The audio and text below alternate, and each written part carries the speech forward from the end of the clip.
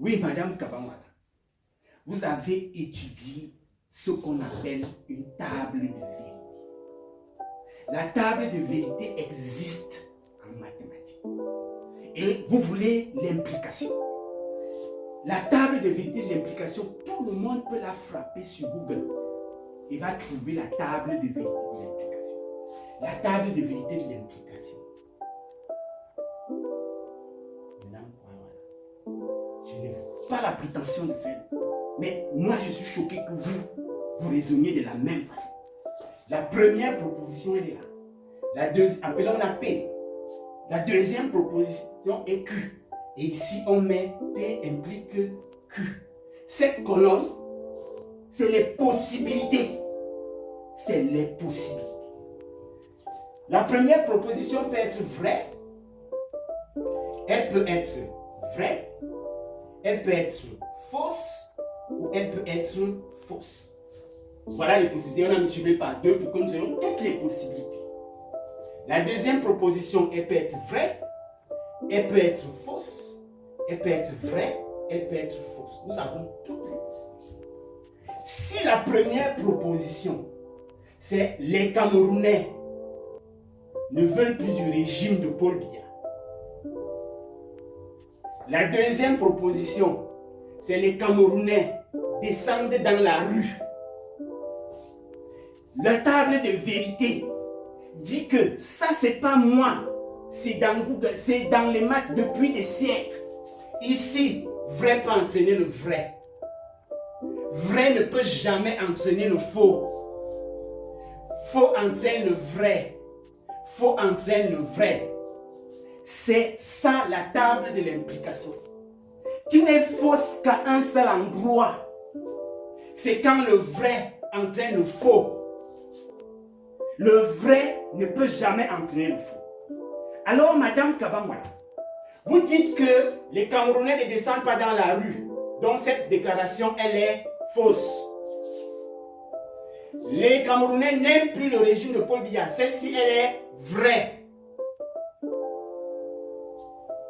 Et vous voulez que le vrai entraîne le faux. C'est impossible. C'est ça ici. C'est impossible. C'est donc impossible que les Camerounais n'aiment pas Paul Biya, ne descendent pas dans la rue. Si les Camerounais ne descendent pas dans la rue, voilà ça ici. Si les Camerounais ne descendent pas dans la rue, c'est que la déclaration sur laquelle ils n'aiment plus le régime de Paul Biya est fausse. Si les Camerounais ne descendent pas dans la rue, ça veut dire que la déclaration selon laquelle ils n'aiment pas le régime de Paul Biya est fausse. Ce n'est pas politique, c'est scientifique. Alors ce que les juristes font, c'est qu'ils prennent ça. Ils commencent à justifier le faux. Nous, en science, on ne justifie pas le faux. On demande comment. On se pose la question. Mais les juristes, eux, ils justifient le faux. C'est-à-dire que c'est impossible que le vrai entraîne le faux. C'est la table de vérité qui le dit. Donc, si les Camerounais n'aiment plus le régime Paul Biya, logiquement, ils descendraient dans la rue. Ça, c'est même une autre théorie qui existe en sociologie. La théorie de la masse critique. La théorie de la masse critique. J'ai travaillé à la fonction publique.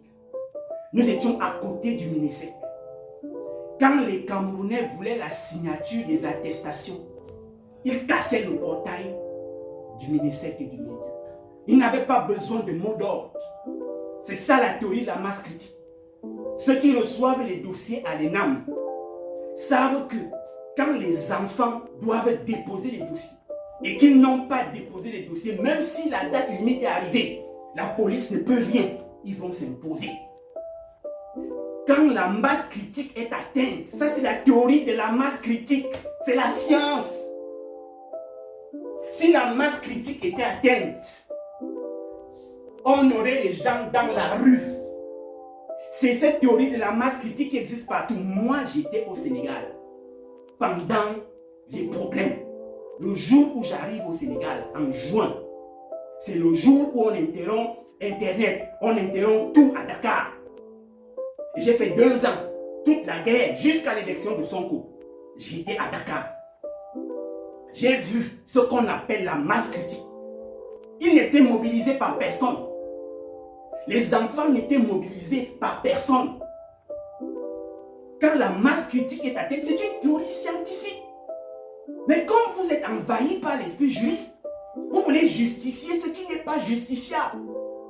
Donc, ce que je voulais dire, c'est que si les Camerounais, c'est la seule chose qui est vraie ici, les Camerounais ne descendent pas dans la rue. Tout simplement parce que la déclaration c'est fausse. Ils n'ont pas marre du régime et je vais vous démontrer pourquoi. Ils n'ont pas marre du régime et je vais vous démontrer pourquoi. Alors, Madame Kabangala, je vais vous expliquer que les Camerounais ne sont pas mal à l'aise avec le régime. Et je vais m'appuyer sur une des phrases d'un opposant politique. L'honorable Cabral Libi, à l'Assemblée nationale, demande au ministre des Finances: pourquoi donne-t-il les salaires aussi minables aux Camerounais? Comment croit-il qu'un Camerounais qui gagne 40 000 francs le mois peut vivre pendant un mois? Ça, c'était la question claire. Malheureusement, et c'est quelqu'un de très intelligent, malheureusement, il a une formation de juriste. Donc, il a mal posé la question. Il a posé la question à la mauvaise personne. Ou alors, il s'est mal posé la question. La question n'est pas de savoir pourquoi on donne 43 000 aux Camerounais, comment vivent-ils avec les 43 000? Non. Monsieur Cabral Libi, les salaires au Cameroun varient entre 43 000 et 353 000. Mais posez-vous la question de savoir comment les Camerounais font. Allez chercher à savoir comment les Camerounais font pour vivre avec ça. Moi, j'étais fonctionnaire. La secrétaire, les secrétaires là ont toutes des maisons personnelles. Elles ne sont pas en location. Elles viennent au bureau tous les jours. Elles ont 43 000 de salaire. Elles viennent au bureau tous les jours. Elles envoient leurs enfants à l'école. Les fêtes pour savoir qu'ils ont de l'argent. Vous voyez à quoi ressemblent les obsèques au Cameroun? C'est des fêtes. Si les gens ont besoin, on met de l'argent pour les obsèques, c'est qu'ils en ont. Vous avez déjà vu les gens ne pas envoyer les enfants à l'école? Vous avez déjà vu le branle-bas qu'il y a? Les gens bavardent, ils se plaignent. Mais ils le font. Donc c'est là-bas la question, monsieur Longa. La question est de savoir comment les Camerounais font. Est-ce qu'un homme normal peut vivre avec 43 000 pendant un mois? Mais au Cameroun, les gens vivent avec 43 000 pendant un mois. Comment? C'est ça la vraie question. Cherchez à ça. Parce qu'ils vivent. Et je reviens aux propositions. Les Camerounais vivent. Ils vivent avec 43 000. Comment font-ils pour vivre avec 43 000? Comment font-ils pour acheter des ML avec 353 000 de salaire? Habiter des villas, construire des villas. Quand vous dites à un fonctionnaire camerounais, je suis encore en location, il se moque de toi. Il dit, toi, tu es encore en location? Parce que tous ont des maisons. Vous avez posé une autre question une fois, un jour, parlant des terres, mais je reviens, je laisse d'abord celle-là. Alors, moi, je vais vous expliquer que les Camerounais ne sont pas mal à l'aise. Les Camerounais ne sont pas mal à l'aise. Et les Camerounais ne sont pas mal à l'aise, tout simplement, et ça c'est le deuxième volet, quand l'Occident nous a donné l'indépendance, nous avons choisi cette corvée. Ils nous ont légué ce qu'on appelle le budget. La loi, l'ordonnance de 62, de février 62, a défini au Cameroun un budget. Et ce budget, on vous a appris que le budget, c'est l'équilibre des recettes et des dépenses. C'est tout ce qu'on a appris. Et comme on nous l'a appris, on est resté rivé là. Ils ont donné l'ordonnance 62. L'ordonnance 62, c'est un budget qui privilégie l'individu au détriment de l'État. C'est un budget qui privilégie l'individu au détriment de l'État. Je vous ai dit que dans cette chaîne, j'allais partager avec vous mes expériences de fonctionnaire. Alors, si quelqu'un entend que j'ai été à la fois au même moment point focal du contrôle parlementaire au MINAS, ministère des Affaires sociales, mon homologue du côté de l'Assemblée, c'était Madame Kouma. Donc quand il y avait une commission parlementaire de contrôle du budget, c'était moi qui présentais les documents budgétaires au parlementaire. Et c'est Madame Kouma qui travaillait à l'époque, je ne sais pas si elle travaille encore, qui travaillait à l'Assemblée, qui était mon homologue à l'Assemblée, c'est elle qui conduisait l'équipe parlementaire. Donc j'ai occupé ce poste. Le deuxième poste que j'ai occupé, c'est qu'au même moment, j'étais chef du programme gouvernance et appui institutionnel dans le secteur des affaires sociales. Si vous avez une idée du budget programme, vous voyez que dans mon escarcelle, j'avais le secrétariat général, j'avais l'inspection générale, j'avais la direction des affaires générales, j'avais toutes les cellules attachées au secrétariat général, les budgets. C'est moi qui définissais le budget programme. Si vous allez voir ce qu'on appelle le budget programme, vous verrez le rôle d'un chef de programme. Et le poste que j'occupais, dans tous les ministères, c'est les secrétaires généraux qui m'occupent. Chef du programme gouvernance et appui institutionnel. Et après, au même moment, j'étais sous-directeur du budget, du matériel, sous-directeur du budget du matériel et de la maîtrise au ministère des Affaires sociales. Donc j'ai eu la chance d'entrer dans la profondeur, la compréhension du budget du Cameroun. Et ma première préoccupation, c'était de comprendre ce budget. Et quand on entend que j'ai été à la fois ces trois postes au ministère des Affaires sociales, on a l'impression que j'étais un privilégié. Non, je n'étais pas privilégié. J'ai bénéficié d'un concours de circonstances et je prends l'initiative de vous raconter le concours de circonstances par lequel j'ai pu avoir trois postes à moi tout seul. Je reviens parce que je suis, comme vous pouvez le constater, un homme à polémique. Je viens de mes polémiques au ministère de la fonction publique. Je suis en complément d'effectifs au ministère des Affaires sociales. Je suis au secrétariat général, au cabinet du secrétaire général du ministère des Affaires sociales. Je suis en complément d'effectifs. Complément d'effectifs, ça veut dire que tu n'as pas de poste. Tu étais grand ailleurs, quand tu reviens, tu n'as pas de poste, tu te balades. Donc j'étais en complément d'effectifs. J'avais un petit ordinateur que je baladais, je m'asseyais et je travaillais. Alors je trouve que le ministre des Affaires sociales de l'époque, Mme Bakambo, est sous les feux de l'arme. Elle est sous les fourches codines de contrôle supérieur de l'État. Alors ce qui me dérange, c'est que je me rends compte que ces collaborateurs jouent double jeu. Quand ils sont entre eux, ils sont très contents que leur ministre ait des problèmes. Mais quand le ministre arrive, elle a l'impression qu'ensemble, ils vont chercher des documents pour donner des fiches de renseignement. Parce que quand le contrôle supérieur de l'État vous contrôle, il vous envoie des fiches de renseignement auxquelles vous apportez des réponses. Vous donnez des documents. Alors elle fait des comités pour qu'on lui donne les documents pour pouvoir donner et répondre au contrôle supérieur de l'État. Mais les collaborateurs s'en moquent. Ils s'en foutent. Excusez-moi du terme, les collaborateurs se moquent d'elle. Mais elle ne sait pas que les collaborateurs se moquent d'elle. Alors je prends ma plume, je lui écris. Mais je ne lui écris pas que les collaborateurs se moquent de vous, parce que ça, c'est pas ma nature. Ce que je lui dis, c'est que Madame le ministre, moi je peux vous aider à travailler. Au lieu de solliciter tout le monde à la fois, moi je me propose de venir vous aider à collecter les documents. Elle ne me connaissait pas. Elle dit ok. Elle envoie mon dossier au chef de cellule de suivi.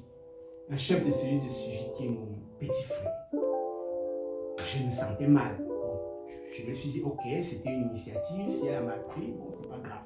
Mais elle m'a quand même intégré dans l'équipe qu'elle avait constituée pour chercher les documents. Le jour où je me suis senti submergé, c'est le jour où une personne qu'elle a fabriquée lui parle ouvertement en pleine réunion, comme si elle était déjà devenue, je ne sais, je suis reparti chez moi. Je lui ai encore fait lettre. Il dit, Madame le ministre, laissez cette méthode collective de chercher les documents. Je peux mettre à votre service mon expérience administrative pour vous aider à trouver les documents et répondre aux questions. Cette deuxième lettre Elle ne l'a pas fait sortir, elle l'a gardé. Je suis sûr qu'elle s'est dit, mais ce monsieur qui insiste, c'est qui? Alors un jour, je m'amuse, je me déambule comme un fonctionnaire en campagne d'effectifs. Je vois la secrétaire du ministre qui arrive et qui me dit, le ministre veut vous voir. Alors je prends mon ordinateur, je trouve un monsieur, un de ses collaborateurs. Là, je vais taire les noms parce que ça n'est plus important. Un collaborateur assis.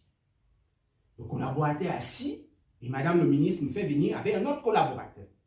Elle dit à son collaborateur, remettez les documents à ce monsieur pour qu'il m'explique. Moi, je veux savoir comment on me demande 3 milliards d'un budget. Je n'ai jamais vu 3 milliards de ce budget. Je n'ai jamais utilisé. Comment est-ce qu'on dit que moi, pour ce projet, je ne donne pas le nom du projet parce que ce sera facile de retrouver la personne. Je n'ai jamais utilisé cet argent, monsieur. Comment je vous demande comment l'argent est utilisé, vous me donnez un rapport gros comme ça, c'est ce que je vais donner au contrôle supérieur de l'État.